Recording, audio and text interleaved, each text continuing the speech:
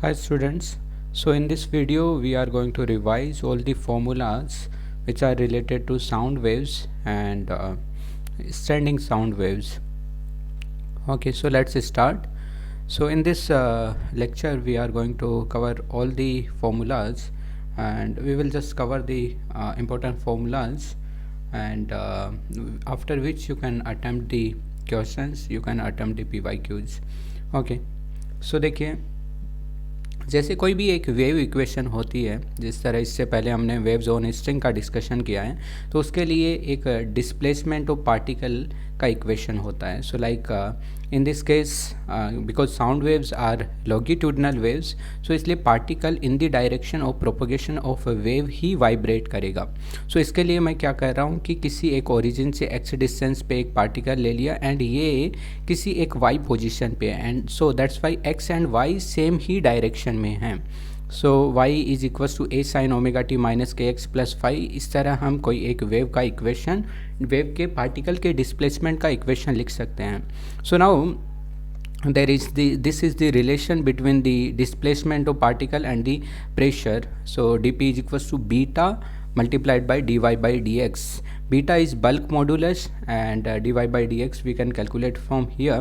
अगर हम इसे डिफ्रेंशिएट करके कैलकुलेट करते हैं तो next we get is pressure equation. So pressure equation आता है P is equal to P naught sine omega T minus के x plus five plus pi by two. So ये पाई बाई टू ऐड मैंने इसलिए किया है क्योंकि displacement of particle and pressure at that point, इन दोनों के बीच में पाई बाई टू का फेज डिफरेंस रहता है. जैसे मैंने यहाँ पे शो किया है, ये Y and T displacement of particle and time का ग्राफ है and this is the pressure at that point and time का ग्राफ है. So it is a sine curve, in that case it is a cos curve.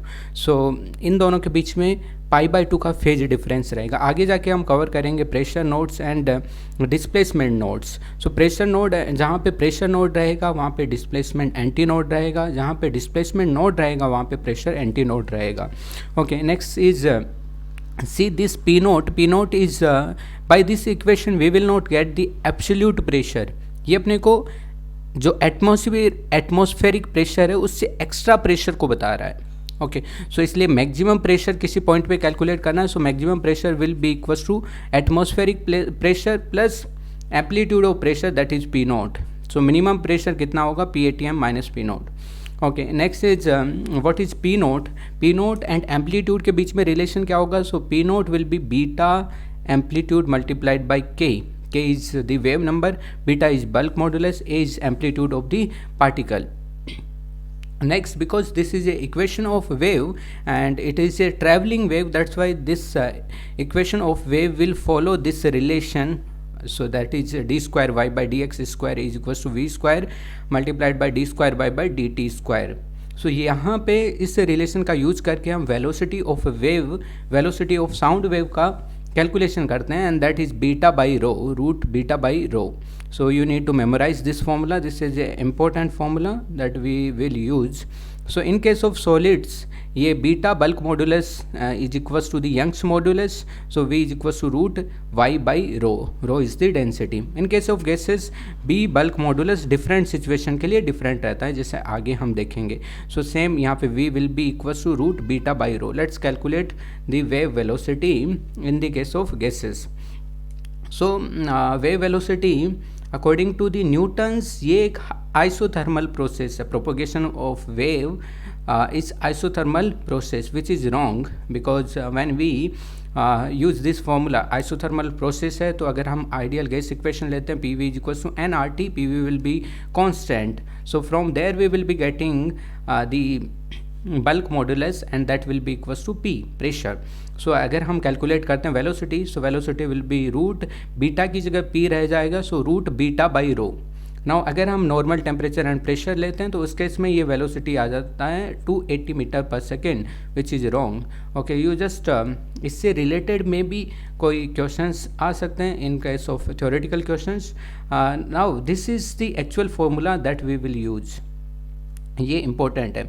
According to Laplace जो propagation of wave है that is a adiabatic process, and we know for the adiabatic process the equation is pv की power gamma is equals to constant, where gamma is degree of freedom, and अगर हम gas लेते हैं so we assume it to be monoatomic, so that is 1.4, gamma will be 1.4. so इस case में bulk modulus is gamma p. Okay, so ये आपको याद रखना है. सो velocity of wave, this is very very important. Velocity of wave is under root gamma P divided by rho. अगर हम नॉर्मल टेम्परेचर प्रेशर की कंडीशंस रखते हैं, so like density is 1.293 kilogram per metre cube and gamma is 1.4, pressure is 1 atm. अगर ये सब conditions हम रखते हैं, so then we will be getting we velocity of wave that is 331.2 metre पर second, which is close to the actual value. इसलिए propagation of wave is a adiabatic process. Okay. Now next is अगर हम pressure को according to ideal gas equation change करते हैं, so we can write down P equals to RT divided by M, where R is the universal gas constant, T is temperature, M is molar mass. And important is that when you want to calculate velocity, आपको ये M kg में रखना है.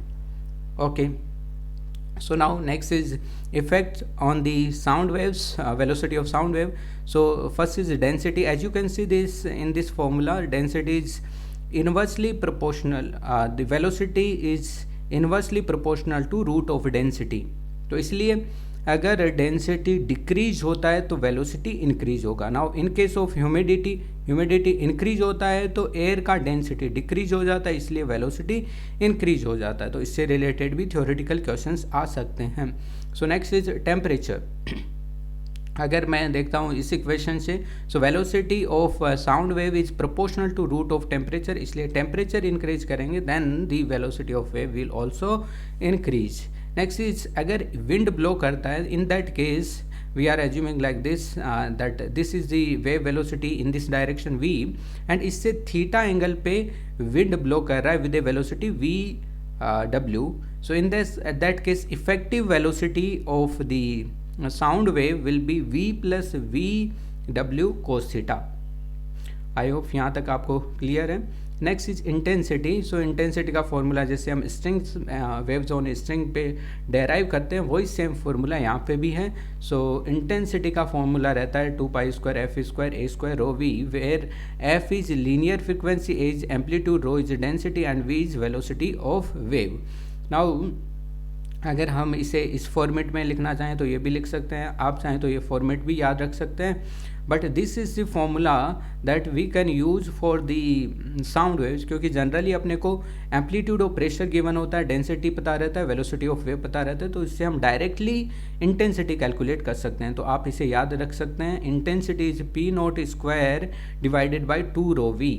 Next is sometimes अगर अपने को power पता हो तो अपने को पता है intensity is power divided by area. So from there intensity can be written down power divided by 4πr². One thing, एक और चीज़ है यहाँ से, that I1 divided by I2 we can also write it down. Let's say I1 R1 distance पे है, I2 R2 distance पे है, एंड ये कोई पॉइंट सोर्स है, उस केस में I1 divided by R2 will be equals to R2 divided by R1 square. I hope ये क्लियर है. Next is reflection of sound wave. So reflection of sound wave जिस तरह से reflection of waves on string होता है उसी तरह है, बट केस जस्ट अपोजिट हो जाता है यहाँ पे. So first is denser medium से रिफ्लेक्शन, या डेंसर मीडियम का मीनिंग यहाँ पे हम लेंगे like let's say there is some close end. So जैसे ये कोई एक ऑर्गन पाइप है, इसका ये क्लोज एंड है, ये ओपन एंड नहीं है. ओके, सो जहाँ पे क्लोज एंड रहेगा वहाँ पे प्रेशर का एंटी नोड बनेगा, and because displacement and pressure are having the π/2 phase difference, that's why displacement का यहाँ पे नोड बनेगा. Okay, so reflected wave in phase of incident wave होंगी, दैट इज just opposite of waves on string. So यहाँ पे इन फेज ही रहेंगी. And then next is from rarer medium, अगर रेयरर मीडियम से होगा या फिर ओपन एंड लेते हैं लाइक दिस, सो अगर ओपन एंड होगा तो इसे हम रेयर मीडियम ही कंसिडर करेंगे। सो डिस्प्लेसमेंट का यहाँ पे एंटी नोड बनेगा, प्रेशर का नोड बनेगा and reflected wave out of phase या π/2 फेज डिफरेंस रहेगा, π/2 का फेज डिफरेंस रहेगा। Okay, so now let's go on the stationary waves. Stationary waves किस तरह बनती हैं? जब दो कोई अपोजिट डायरेक्शन में travelling wave with same amplitude same omega meet करती हैं किसी पॉइंट पे, तो अपने को स्टैंडिंग वेव्स मिलती है। जिस तरह से वेव्स ऑन स्ट्रिंग में हमने स्टैंडिंग वेव लिया था, उसी तरह यहाँ पे भी दो इक्वेशन लेके जब हम कैलकुलेट करते हैं equation of standing wave, so that will be 2 del p naught cos kx sin omega t। Now this term will give us amplitude of wave. किसी भी एक्स पोजिशन पे वहाँ पे एम्पलीट्यूड ऑफ प्रेशर आप calculate कर सकते हैं। इसी तरह अगर आप डिस्प्लेसमेंट के फॉर्मेट में लिखते हैं तो आप डिस्प्लेसमेंट का भी एम्पलीट्यूड निकाल सकते हैं। So now is pressure node, as we know node का मीनिंग क्या होता है? नोड मीन्स जहाँ पे मैक्सिमम डिस्प्लेसमेंट हो या फिर एम्पलीट्यूड मैक्सिमम हो, राइट। सो अगर हम प्रेशर नोड बोल रहे हैं इट मीन्स ये मैक्सिमम होना चाहिए। सो मैक्सिमम होने के लिए cos kx ±1 होना चाहिए, right. So next is pressure antinode. Pressure antinode पे क्या होगा? So sorry, I think I have written down just opposite. Okay, so this is actually pressure antinode, this is here.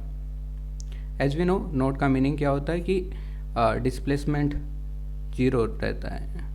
तो anti node के लिए pressure that will be maximum and this is node. Okay, so pressure node में क्या होगा? That amplitude will be zero, right.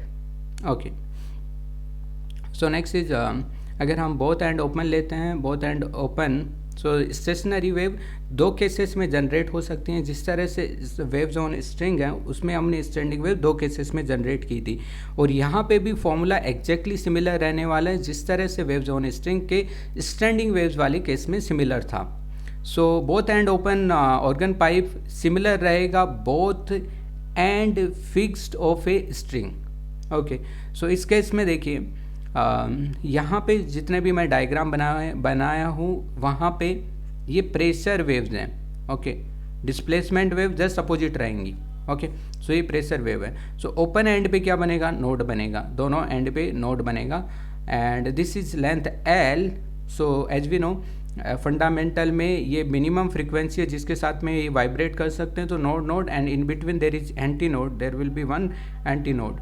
So from here lambda will be equals to 2L and fundamental frequency will be V divided by 2L.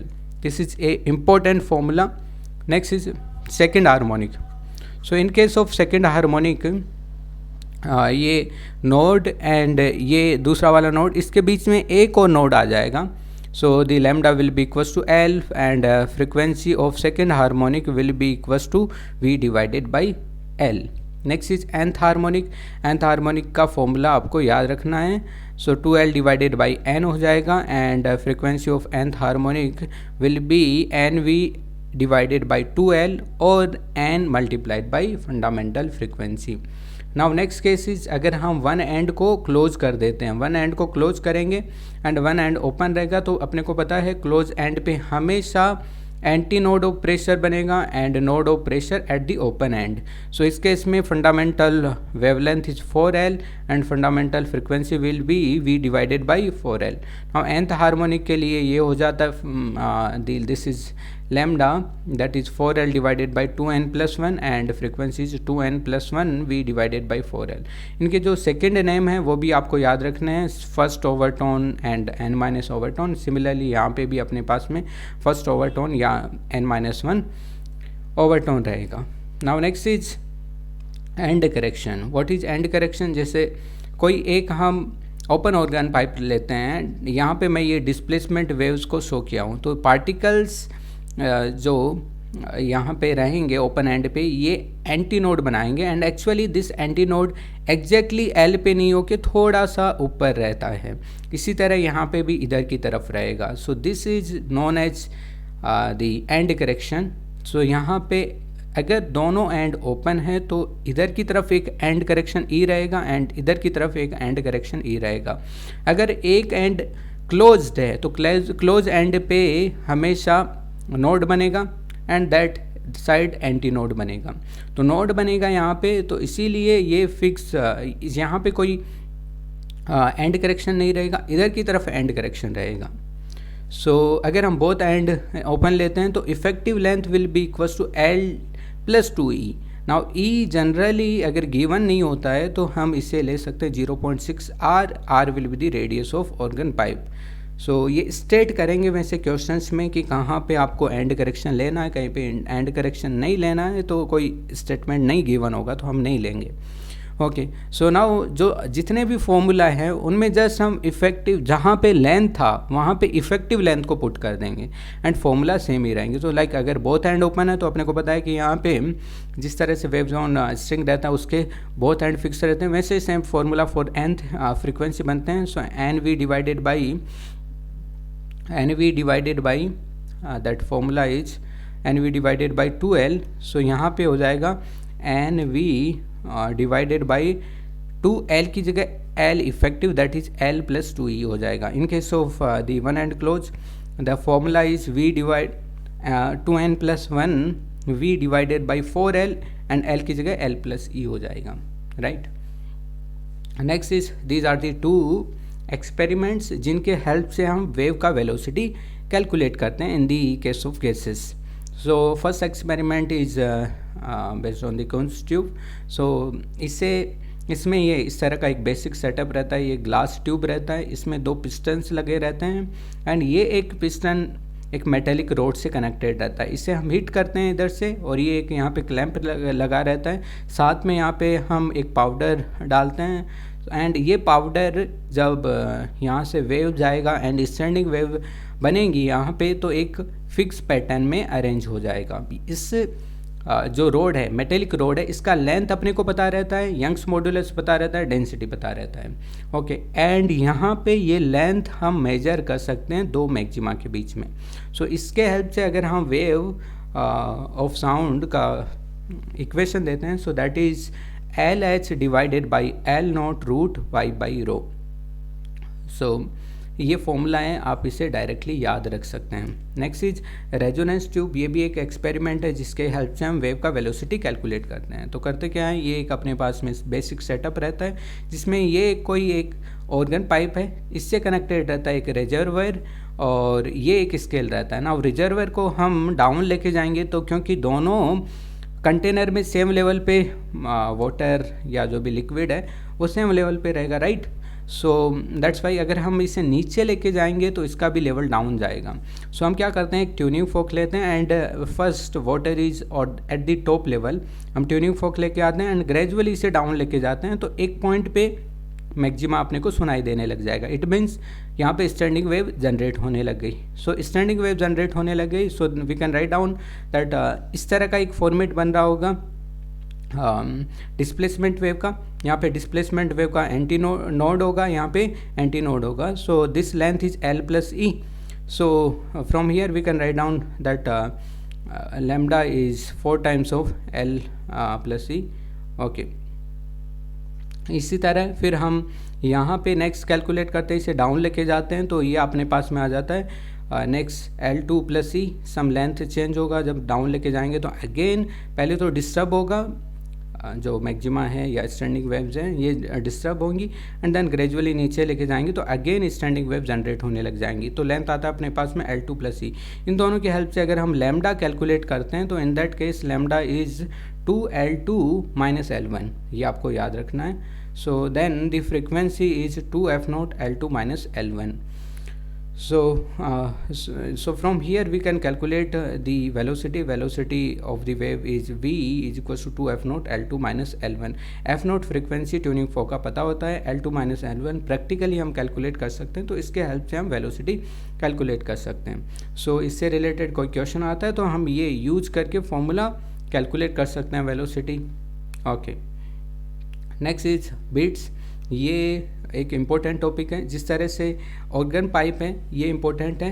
कई बार होता है कि organ pipe plus beats को combine करके दे देते हैं या फिर organ pipe plus Doppler effect को कंबाइन करके दे देते हैं। सो डॉपलर इफेक्ट हम एक सेपरेट रखेंगे उसके लिए। So now next is beats. So beats में जब दो डिफरेंट फ्रीक्वेंसी के वेव्स सुपर इम्पोज करेंगे तो इनके हेल्प से बीट्स जनरेट होंगे. Like if you are taking y1 equals to a sine omega 1t minus के X, y2 is a sine omega 2t minus के एक्स. किसी भी प्लेस पे फेज डिफरेंस आप देखेंगे तो omega 1 minus omega 2 multiplied by T आएगा. सो ये टाइम के साथ में फेज चेंज होगा, इसलिए किसी एक पॉइंट पे फिक्स मैक्सिमा मिनिमा नहीं मिलके वहाँ पे कंटिन्यूसली इंटेंसिटी चेंज होता रहता है. ओके, सो अगर हम दोनों को कंबाइन करके इक्वेशन निकालते हैं तो y equals to 2a cos 2 pi f1 minus f2 divided by 2 multiplied by t cos 2 pi f1 plus f2 divided by 2 multiplied by t. So यहाँ से अपने को बीट फ्रीक्वेंसी मिलता है f1 माइनस f2. इसका यूज बहुत time होता है. सो beat frequency f1 minus f2 होगा and the frequency of wave will be f1 plus f2 divided by 2. Okay, सो जैसे यहाँ पे आप देख सकते हैं क्योंकि ये चेंज होगा तो ये चेंज होने की वजह से जो एम्पलीट्यूड है वो भी चेंज होगा. तो एम्पलीट्यूड ग्रेजुअली राइज करेगा एंड देन डिक्रीज करेगा. सो जो इतना ये पल्स है ये एक सेकेंड में कितने टाइम रिपीट होगा इसको हम बीट बोल रहे हैं. So beat is f1 minus f2. इसका हम कई जगह यूज करेंगे. Okay, so let's end over here. So we have revised almost all the formulas. Doppler effect हम एक next वीडियो लेके आएंगे, उसमें हम कवर करेंगे. Okay, so now you can attempt the questions on the sound waves. Okay, thank you.